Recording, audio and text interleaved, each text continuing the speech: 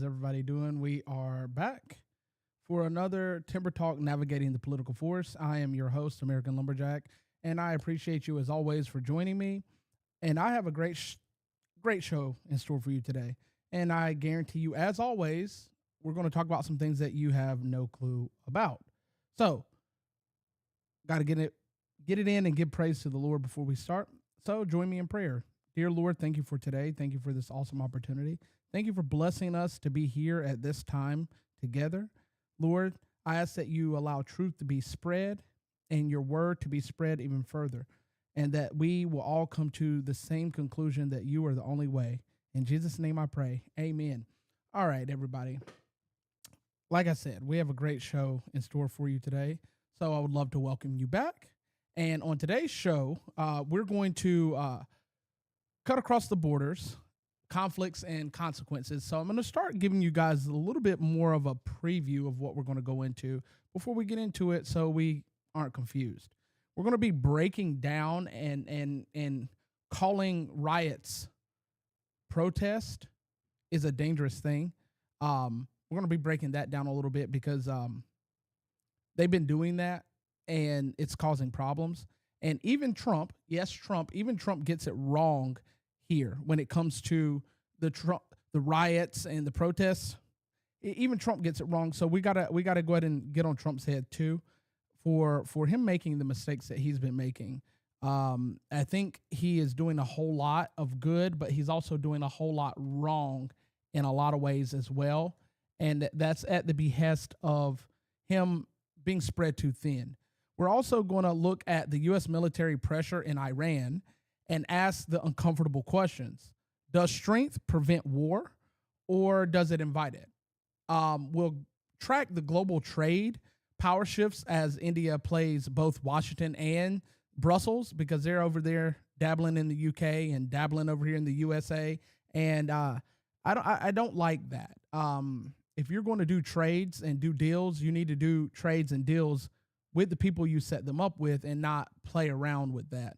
We're also going to expose America's quiet push to break from China's grip on rare earth minerals. You know, it's always lots to talk about rare earth minerals.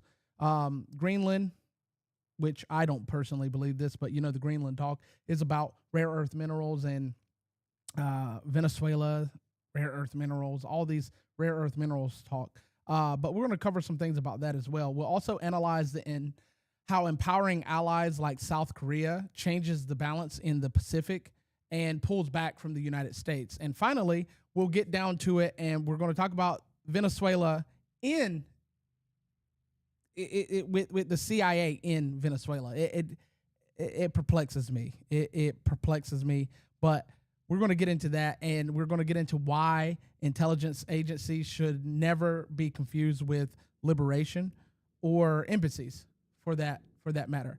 But hopping right into it, my first segment, Trump is wrong. Yes, the great orange hope is wrong. Now, I know a lot of people will lose their heads over this because they think that I'm a Trump supporter, a MAGA supporter, or whatever. I am of the belief that if you can't call out someone for what they're doing, good, bad, or ugly, then you're going to fail as a supporter. Because as a supporter, you should be uplifting and also critical of the actions. And I don't believe anyone that supports someone 100% in every way, shape, and form is a supporter. That person is a stan. You know how Eminem had Stan writing him and Stan lost his mind? Yeah, that person's a stan. You cannot be head over heels in support of any and everything someone does. If you are, something is wrong. But why Trump is wrong? Let's get into why Trump is wrong. And I'm going to be clear and upfront out the gate. President Trump, Donald J. Trump, is wrong on this particular topic. He publicly pushed back on what he called protesters in Minnesota, saying you can't walk into a protest with a gun. And then you had Kash Patel kind of sort of echo some sentiment of that. Now, there's been some talks about Trump in the past with the red flag laws and the bump stock ban and all this other stuff being not quite 2A compliant, which we know is a constitutional infringement. Well, Trump, you're wrong. You can walk into a protest or a riot or anywhere for that matter with a gun because you have that constitutional right. It shall not be infringed. So you're wrong. But here's the problem. This isn't a protest. So this is where I think the line starts to get blurred a little bit because Trump says you can't walk into a protest with a gun, but calling those things a protest is counterintuitive because it's not really a protest.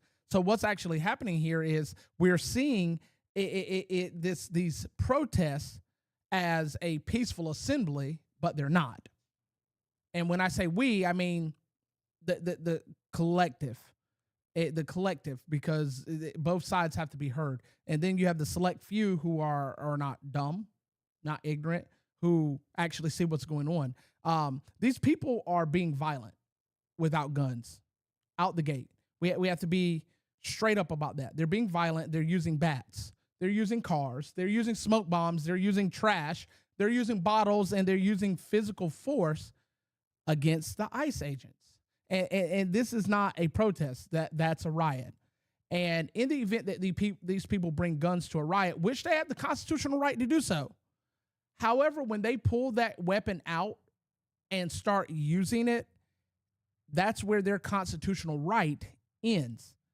So Trump, again, I love you to death, but sir, you can't tell people what they can and cannot do with their constitutional rights. As long as they're not infringing upon others people's rights or breaking the law, they can do whatever they please. Now, the moment someone pulls that weapon out, discharges that weapon, hits somebody with that weapon, you know about Renee Good, or anything of those sorts, they have broken the law. They have now relinquished their constitutional rights because they are now a criminal against the Constitution in itself. And for once, violence begins. The First Amendment protections end. So the moment you stop protesting with your words and with your picket fence and signs and all this other stuff, you can have the F Trump signs, Death to America signs, because we know those musty Muslims are out there doing that. You can have all of that. But the moment you start harming people, your First Amendment is done. You're cooked. You're baked. And that's where we've gotten. We've gotten to the point where it's no longer about peaceful protesting. And just off topic, just a little bit, but on topic. We'll call it going off script. You don't know how your First Amendment works. And I'm of the mindset where I always have to help teach, because I don't educate, because I'm not indoctrinating or institutionally instructing you on anything. The moment you start to not know what your constitutional rights are, or having a altered, twisted version of what you think they are, is the moment you start walking away from the Constitution and losing those rights, not at the behest of them being able to take them away, but you are walking away from them. To protest, to peacefully protest and assemble and all that other stuff, go look up in Black's Law Dictionary what assembly means. That is a gathering and a discussing of one's rights, not a yelling, screaming, we hell no, we won't go, and all these other little chants that they have that they come up with that sound real quippy. But it is actually you doing your part and going to your elected officials that you put in and telling them, hey, you're doing something wrong. We want to have a sit down with you. You have that right. And when you start doing that properly, things start changing. They're not going to listen to you protesting in the streets. They're not. They're going to be like, oh, look at those stupid people. They don't understand that we can't hear what they're saying unless it's in paper, it's in writing. You go get a car, you sign a contract. You go get a house, you sign a contract. You go get married, you sign a contract, which you shouldn't be doing that. Government shouldn't be in marriage at all, but they are. You go get a new credit card, you sign a contract. The only way to negotiate those contracts is with new paperwork. You acquire a business or sell a business, you're signing a contract. So why is it that everything in life we do requires paperwork except for talking to our government? Maybe you should understand that the First Amendment right that you have isn't about protesting, in this case, rioting in the streets. It's more so about you actually getting off your butts, going to write notices and affidavits to your local, state, and federal government officials. That's how you affect change. If you're not doing that, shut up. I don't want to hear anything out of your mouth. If you can't tell me when the last time you wrote an affidavit, and albeit I must explain this as well, you have ChatGPT, learn to use it properly. You have Google, learn to use it properly. If you start doing that, hey, Democrats, you'll get what you want. Now, some of the things that you want aren't constitutional. They're not. But the other things, very few, are. So in knowing this, you need to do your due diligence. Republicans, if you want things done, learn your Constitution and use it properly. Also learn that Republicans and Democrats aren't in the Constitution at all. And then when you start to grasp that, you'll know when and when not things are actually being violated. Kind of like how Trump's saying you can't walk into a protest with a gun. Yes, you can. I can walk into a bank with a gun. I can walk into a school with a gun. As long as I'm not violating anyone with that weapon, and I'm not saying, please hear me, not saying or condoning that you do these things. I'm saying that 2A says shall not be infringed. Unless that bank has some legal, lawful power, that sign on the door is just a sign on the door. Unless that school has some legal, lawful power that's greater than the Constitution, it's just a sign on the door. So if we live by reality, if it says no guns, then that armed guard at that bank is violating their own laws. If the school has an SRO officer, they're violating that law. So we have to live in reality. I'm not condoning or telling you to go do these things. I'm just telling you to learn your Constitution, and we can get rid of the over 26,000 2A laws. So I got off track, but let's bring it back. Here's where Trump and the others are getting it wrong. Let's break it down. Again, I kind of sort of already touched on this in my little rant, but I'm back. People have the constitutional right to protest and the constitutional right to bear arms. And bear arms does not just mean guns. I have to clarify that and stress that. Arms means anything. So those bottles they're throwing, those are considered arms. That car that was used as a weapon is considered an arms. They have the right to bear them, not the right to use them unless something is being used on them first illegally. So if someone breaks your constitutional rights, not because you broke someone's constitutional right and then they use it back on you, because that is now self-defense. But the moment someone threatens or uses force, and threaten is a very thin red line to walk between, then you got a problem. If you're using a bat, vehicle, or anything else, it stops being a protest and becomes a riot. So when Trump and Kash Patel start telling people what they can and cannot do with firearms during a protest, they're missing the real issue. The issue is not lawfully carrying a weapon. The issue is a violent action. You don't lose your rights because of what you possess. Pay attention to that. You don't lose your rights because of what you possess. And I think people think what I'm saying might be radical, coming off as radical to you. It's not. It's constitutional. I have my weapon right here. It has not hurt or harmed anyone. I carry that weapon everywhere I go, even when I climb trees. It does not hurt anyone. But the moment me, use that weapon, it now becomes an instrument of unlawful nature. I am the one that's doing it.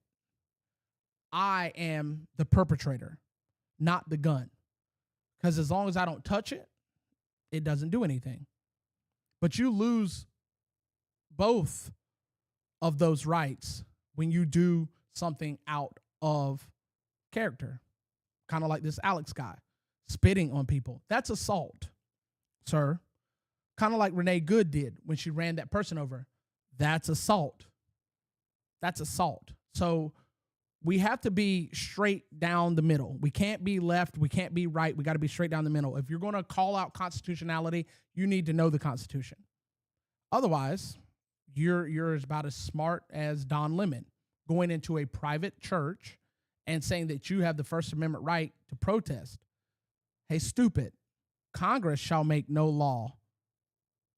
So your First Amendment right is against Congress and the federal government, not some church, because you want to go pull up on some alleged ICE agent that, worships at that church, right?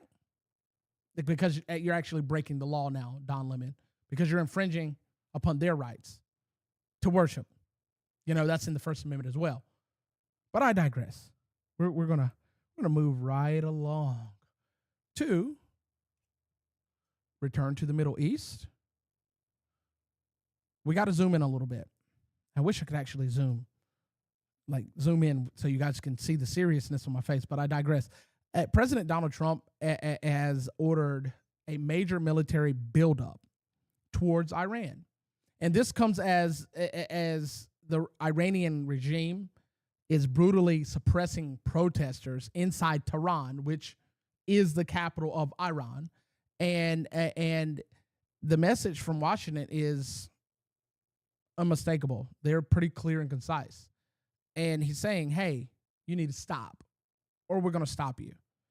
A full U.S. strike group has entered the Central Command territory, which in reach, basically that means they're in arm's reach of Iran. And this includes the USS Abraham Lincoln, 3 guided missile destroyers, and supporting air and naval assets. This is not symbolic. This is force projection. Trump is saying, hey, we're going to flex on you a little bit, and maybe you'll stop being stupid and killing your people, because they are indeed killing the people over there. However, Iran is always going to respond, because they love to respond. They ordered their Revolutionary Guard to keep their fingers on the trigger. Let's be realistic here. Let's be realistic here. Iran, I need you to remember what happened last year, about 70,000 feet above your landmass. And several of them hit strategic areas and couldn't stop it. Just know that your finger on the trigger is not scary, so to speak. It's not scary at all, because our boys that can fly at 70,000 feet have their fingers on the trigger.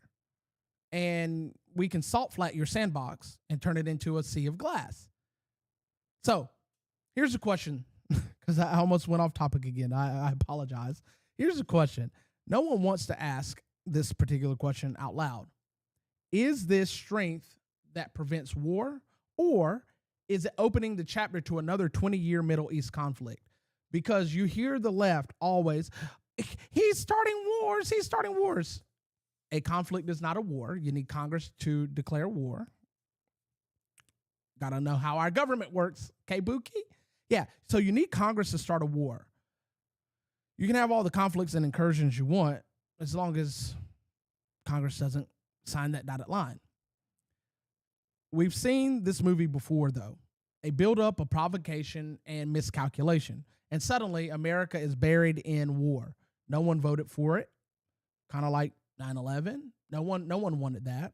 You had good old Bush sitting up there declaring war. And I was like, okay, I thought you needed Congress. But the president has a 90-day window.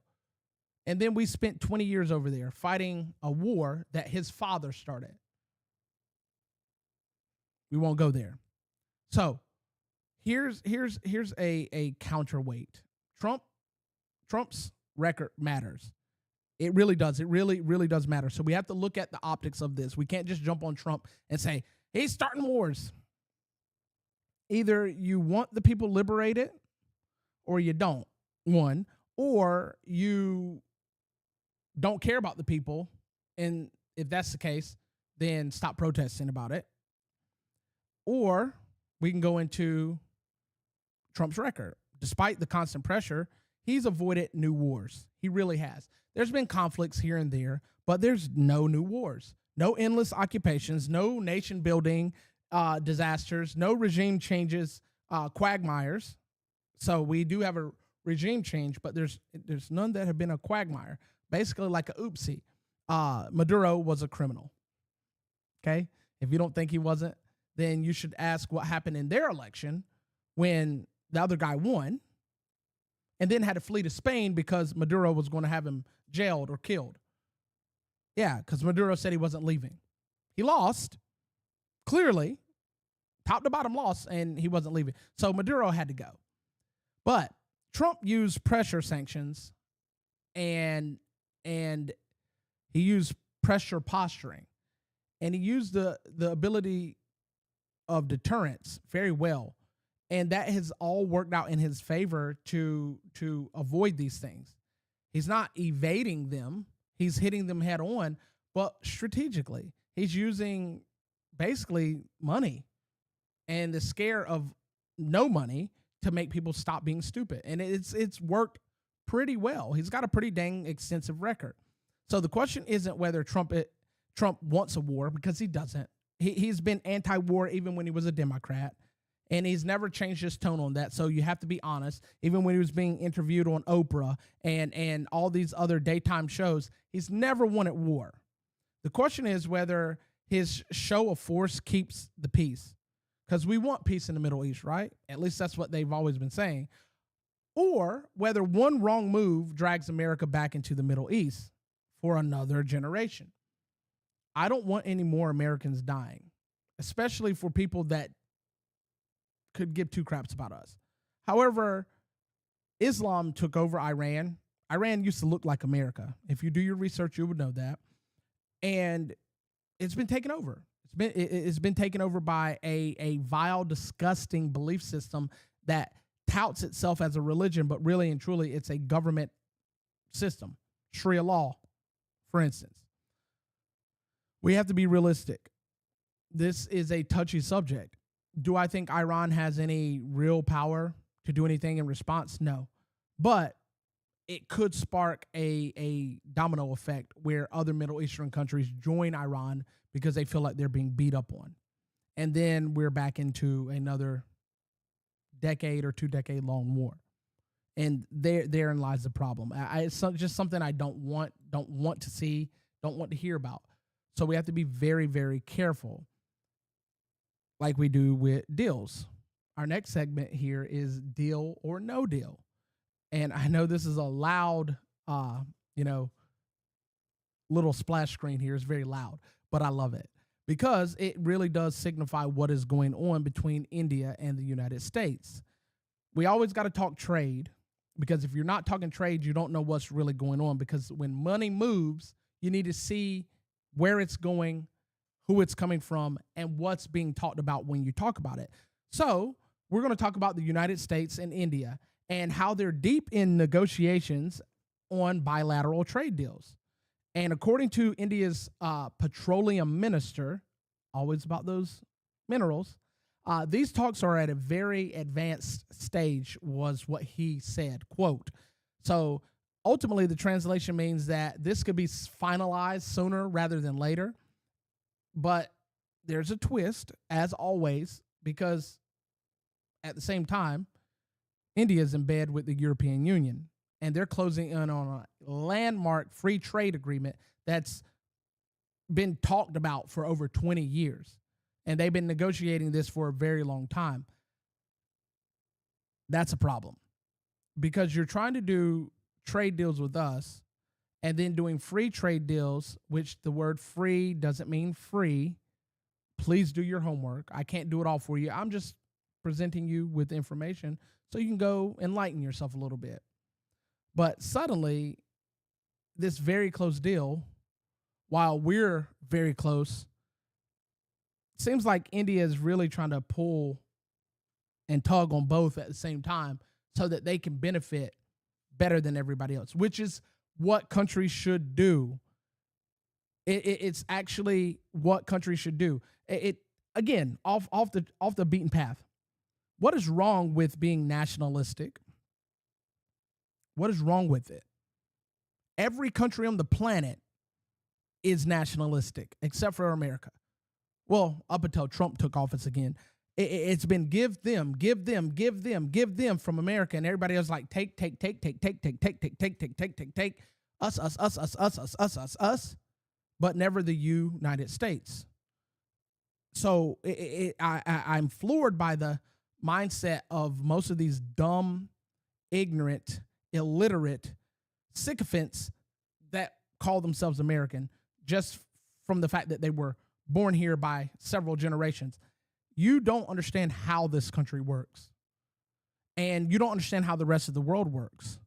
Whenever we have tragedy in the United States, are they sending troops here to help us? When storms and fires and floods crush our nation, is France, Germany, Spain, Britain, the UN, the EU, the NATO, all of these acronyms, are they helping us? Nope. But let a war or a fire happen somewhere else, and America's there. Here, take our money, fix your problems. Think of it this way, to put this in perspective to you.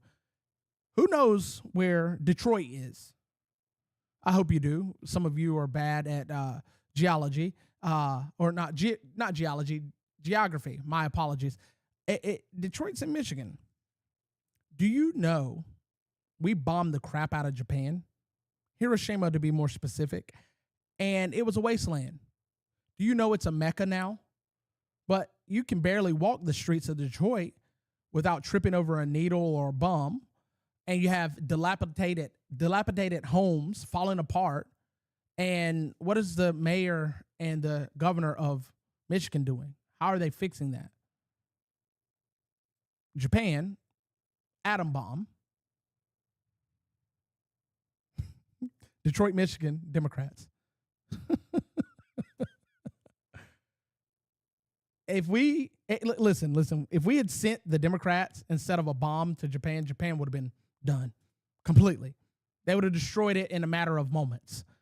Clearly, being the case with Detroit, and Detroit's never recovered. Most of Michigan hasn't recovered from Democrat policies and power. But I digress. Ultimately, this is not a coincidence. What we're talking about here, this tells us something very important. The new Dolly is diversifying his trade portfolio, which we need to be doing as well.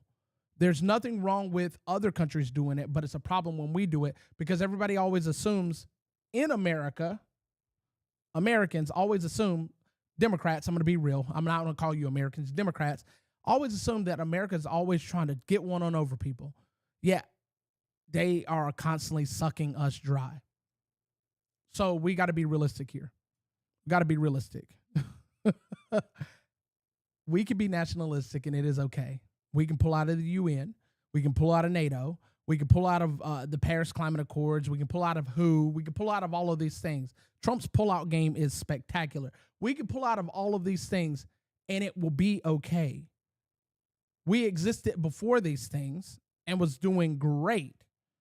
Speaking of Detroit, before we bombed, Japan, Detroit was a bustling, rustling mecca for textiles and industry and cars. And now it's a bustling, rustling for that lean, that fentanyl, and the crack. I'm pretty sure Hunter Biden's made a few trips there himself. India is positioning themselves between the United States and the European Union. They're playing leverage and balance, and that is exactly what Trump has been doing. So they're learning, and I'm here for it. I'm not against it. I'm here for it. I think what they're doing is beautiful. I don't like that they're doing it behind our backs, but it is what it is. They're being India first. I wonder if some of these dumb, stupid liberals will run over there. You can't be India first. They're going to throw crap at you. Yeah, they have a whole sport of throwing poop at people. It's like a whole festival that they do. So they're going to throw poop at you. Rightfully so, because they're going to look at you like you're stupid, telling them that they can't be nationalistic. Why you wouldn't want to be nationalistic is beyond me, but I digress. We mentioned the minerals, right? And so we're going to talk about the minerals a little bit more. And this one it matters. It really does matter. This is actually serious. And it's flying under the radar as per usual because we don't ever talk about realistic things in America. We only talk about the serotonin dumps of somebody got shot and somebody stole this and this, that, and the third. And then we don't cover real news anymore. It's all about getting you hyped up and giving you that dopamine pump. And then you come down and then they hit you with another one. We got to talk about what's real. And this is real. The United States government is taking a minority stake in a domestic rare earth minerals company. Not regulation, not mandates, ownership, which is not a bad thing. The government is dumping $1.6 billion into a U.S.-based miner, funding a Texas rare earth mineral mine and an Oklahoma magnet plant. This isn't theory. This is infrastructure. You know the thing that they said Trump never did? Well, this is actually real infrastructure. You know, because Biden did the whole chips thing because Trump said he was going to do it. So he had to beat him to the punch. And then Trump comes in and drops 2 factories back to back in less than 6 months. So, yeah. So this is real infrastructure. This is not a game. This is not saying what you want to do on paper and what you want to do in 10 years. This is actually happening now. Mining, processing, and manufacturing, all inside the United States, means cheaper minerals because there's no real logistics. It means faster products because there's less logistics. Logistics is where things cost more. If it's got to go to Greenland and go to France and then go to China, then go to Spain, then go to Germany, then back to China, and then back to the United States, that's logistics, and that's why the price goes up, up, up, up, up. If we can keep it here, it'll be a little bit pricey, but it'll be cheaper ultimately than the alternative. China controls roughly 90% of the world's rare earth supply. That means, got to pay attention, they got their hands elbow deep in Africa because they are giving Africa what they want, so to speak, but really they're doing the same thing that America, Britain, and France has done, just in a different manner. But they control the 90% of the world's rare earth supply. America's trying to even that out. And you can't even it out if you never start. Trump is actually trying to start. But ultimately, this means electronics, military systems, EVs, batteries, and advanced weapons all are tied to a geopolitical rival. It's basically in the palm of China's hands. This is why you're seeing the prices of things, certain things go up. Now, the reason why other things are going up is because of AI. So if you go to buy RAM right now, good luck. What used to cost $100 for 64 gigs of RAM is now about $500. Good luck. But that has a lot to do with China, not just AI, because China controls the manufacturing and the mining of all of those minerals that need to be used to make these certain things. That's not trade. That's a vulnerability. So it's good that Trump is putting forth this effort to build here. It's small, but as the Bible says, is do not despise small beginnings because great things can come from this. This move is about independence, not isolation. We were energy independent under Trump's first term. And then we turned our rump up, spread it cheeks, and gave it right back to the rest of the world for less valuable energy. It was quantity, but not quality. The goal is ultimately simple. Make America less dependent on China for their materials. That power, it ultimately boosts America. It makes us a actual juggernaut in the world. And not just because we consume everything. We got to get back to making stuff. We have no creativity anymore. Everybody just wants to hop on a computer and press a few buttons and be done and be happy about it. Look what I did, Ma. Bet you couldn't use Microsoft Paint like we did in the old days. But this won't end China's dominance. It won't do it overnight. Like I said, don't despise small beginnings. But this is a signal that something big is on the horizon. Washington is finally understanding that supply chains are national security issues. And I've talked about this multiple times where China has been using the supply chains to spy and get information and so on and so forth. I believe the whole first 3 months of 2025, all I talked about was China and how they were spying on the United States and doing certain things. They coined the term agro-terrorism due to China, who was trying to poison our farms. But this time, we're actually doing something for America. We're actually putting American money where American mouths are, and it's going to produce American products that benefit America. If you don't like that, you're probably not American.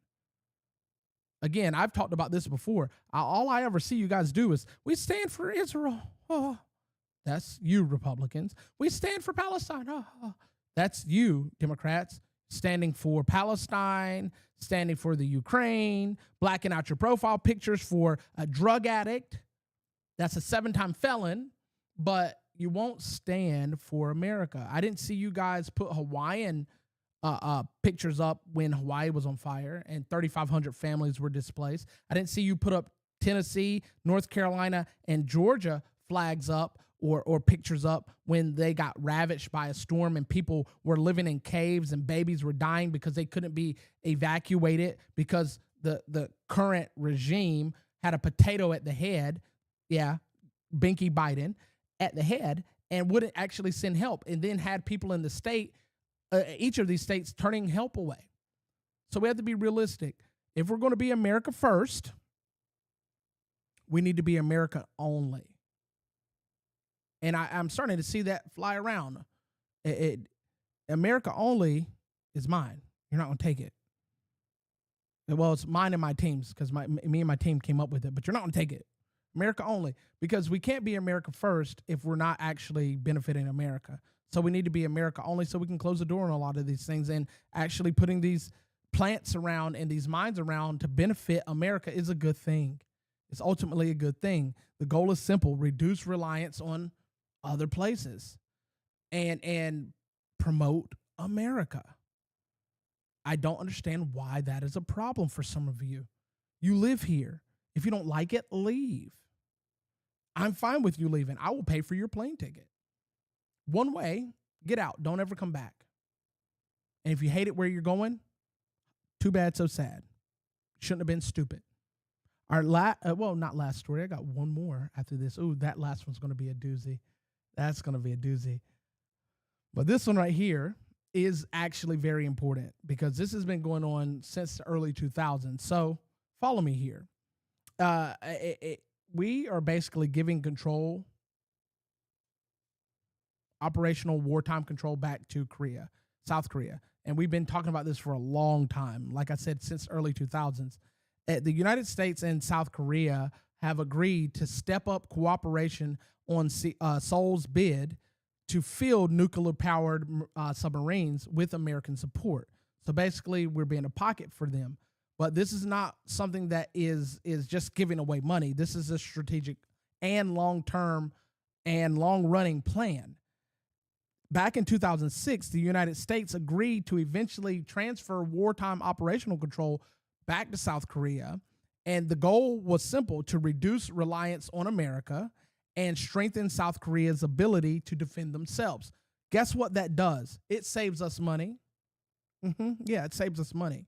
It costs us less money because we pay now and are done later. Hands off. You got the ability to defend yourself. We don't do that anymore in America. We don't. We want to just be always in it, always in it, always in it. Isn't it tiring to be micromanaged or micromanaging? Isn't it tiring? So the transfer has been slow and very complex because you got to deal with their enemies as well, because capability matters ultimately. So dealing with their enemies, but them having capabilities to do things matters. Kind of like when we gave Taiwan all those weapons and China got real mad about that. And then they piped down real quick, fast, in a hurry because we were like, hey, we did this. Sit down and shut up. So if we empower our allies to defend themselves, that's less money on our part. But this is where the submarines come in, ultimately. Nuclear-powered submarines means longer deployments, greater deterrence, and stronger naval independence. so they won't have to call on us to go float over there and help them anytime that North Korea or any other enemy like China starts to buck up around them. They allow South Korea's project power and or projected power to increase, and the ability to defend their own waters without waiting on the United States to intervene. And that changes the balance in the area. It benefits us and it benefits them, but it ultimately benefits us because we get to take the money we were funneling them and the protection we were sending them and turn it back here and give it back here. That decreases your taxes in some way, shape, and form. This is a good thing. It also potentially saves American lives because we don't have to have American lives used in little scruffles and kerfluffles that go on between North and South Korea. This isn't America pulling back. America is building partners that are capable of defending themselves instead of dependence. We don't want dependence. After the kid turns 18, they got to go, right? A strong South Korea ultimately means less strain on the United States, stronger regional deterrence, and shared responsibility. We're not doing it all by ourselves. That is what smart allyship looks like. Otherwise, you're just doing the do-si-do and funneling money out of your pockets to other people and not to the United States. The United States needs to keep the money here to help the United States. I'm so sick and tired of giving everybody else everything else for a little bit of crumbs in return that don't ultimately benefit us in the long run, because we're still hand out to the rest of the world for certain things that we need when ultimately we can do it here. Like I said in the last segment, we could be doing those things here in the United States instead of doing it elsewhere. Now they can defend themselves and we can do more with what we have. It's like increasing the savings account without even blinking. It's a beautiful thing. Our last topic today, and oh boy, it's a doozy. It is a doozy. It's a little bit of conspiracy, maybe, but I gotta talk about it. I gotta talk about it. So I need you guys to listen up and listen well, and it's gonna be good. It's gonna be good. So the CIA embassy, we're jumping back to Venezuela for this one. The United States is planning a permanent, not kind of, sort of, not temporary, not until things get right, but a permanent CIA presence in Venezuela. I don't like this, okay? Not in the least bit. I don't like this, and I don't like that Trump is okay with this. Again, Trump has a knack for thinking something is good just because it has USA on it, but it's not. But I don't want to ruin the surprise. We'll get there. We'll get there. We'll get there. We really will. But they're pushing for a permanent CIA presence in Venezuela right now before the formal embassy is fully reopened. So essentially, the CIA is going to be the liaison and the embassy head. But this means that the Central Intelligence Agency would be first boots on the ground, not just diplomats. So there's not really diplomacy going on. It's more so like setting things up. And you know how like a lot of people like, oh, America overthrows governments and sets things up. This is what this feels like, especially because of the agency that's involved. If it were the FBI, I probably wouldn't say much of anything. But the CIA, and I understand that the FBI is Federal Bureau of Investigation for here, but they're less clammy and glowy than the CIA in every way, shape, or form. But here's what we know ultimately. Trump's administration is working to build the CIA footprint inside of Venezuela. And this presence could serve as the initial U.S. foothold before the formal embassy returns. The CIA operatives were reportedly active in Venezuela months before Maduro's kidnapping, nightly kidnapping. It was necessary. Don't think that I'm against what happened, but yes, it was a good thing. But they were reportedly there months in advance. So this seems like they've been planning this for a while. And officials familiar with planning says that the agency will be a critical and informational contact and influence among local factions. But I got to be honest. I got to be honest. I support the liberation of Venezuela. I do. I think those people have been under the thumb of tyranny for a very long time. Very long time. I even said it last week, I think. It's not about the oil. It's not about the freedom. Trump's ultimate goal for doing what he did in Venezuela was about the 2020 elections. It was. You can say what you want. It was. And the voting machines and, all of that hullabaloo. But this feels a little bit more gross. This CIA move feels gross. It's not good. The CIA hasn't been clean or virtuous for decades. Not since its creation, really. And certainly not in recent history. Yet here we are, again, leaning on it to be the face of the U.S.'s influence in a fragile and unstable country. Now, I don't know if Trump has ousted all the trash because he has that power as the manager. That's what the executive branch is. The president is of the executive branch, rather. He is the manager of all of those agencies. He can do pretty much what he wants to do, minus the whole full disbanding without congressional approval. He can't really do that. But he can shut some things down. So unless he's ousted all the cancer inside of the CIA, I'm not with it. I'm not with it. And I think this is a big mistake. And it's going to just give the liberals firepower to say, he's overthrowing governments and just doing it for the oil. You're stupid. Okay? You're stupid. But it does not have a good look. And I think Trump should probably reverse course on this as far as it being permanent. Maybe temporary. Maybe until the embassy is set up and then pull them out. I don't believe we should have any deeper roots in this area. We liberated the people. You'll get your 2020 election answers. And believe me, they're going to come before Trump leaves office. And it's going to be the truth. He's already hit up Georgia in an investigation for the voting rolls and stuff like that. He's trying to do that in Minnesota. And then you have Ilhan Omar, Little Miss Baconator, running around saying that it's about election integrity. Yes, you're right. It is about election integrity. That's why he wants your voter rolls. Not to rig anything, but to show that you guys did something wrong. That's why you won't give them up. A person that is not at fault or at wrong has no problem giving this stuff up. Here you go, officer. Take my license. I didn't do anything wrong. What are you going to do? So why not give them up? But Trump has a bad habit, as I stated earlier, of assuming that if something is something is the United States, that it must be good. But the CIA is not the same as the other state departments. Spies don't build trust. Diplomats do. And while Trump learned from his first term, he learned a lot about rhinos and dirty people that really weren't for him. He's kind of sort of making the same mistakes in certain areas. Maybe he hasn't learned enough about putting them in charge of shaping foreign nations.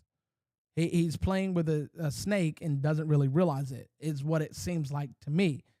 But that's my opinion. Unless he has, again, stacked the new CIA with his people, I don't trust it. And I know that he cleared a lot of people out of the FBI, but I didn't hear anything about the CIA. I'm very skeptical about this overall.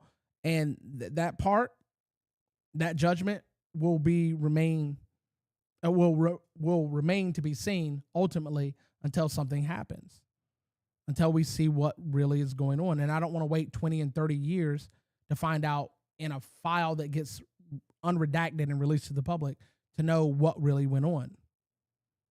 Guys, as always, I appreciate you for joining me. A little bit tired today, a little bit slower than I normally am because I've worked very hard this week, but it has been a pleasure to deliver this information to you, and I hope that you use it wisely. Maybe if you're going to debate it, maybe you can go read up on it and brush up on it and know about it. That way you're an informed citizen, not an uninformed, useful idiot. Our Bible verse today comes out of 1 Samuel 20. 1 Samuel, slow today. 1 Samuel 2:2. And it says, there is none holy as the Lord, for there is none besides thee. Neither is there any rock like our God. When you guys have shifting sands that you're standing on, stand on the rock that is God, and he will give you a solid foundation, and your life will be so much better. As always, make sure you're not one of the ones missing the forest for the trees. And I thank you for joining me today. See you next time.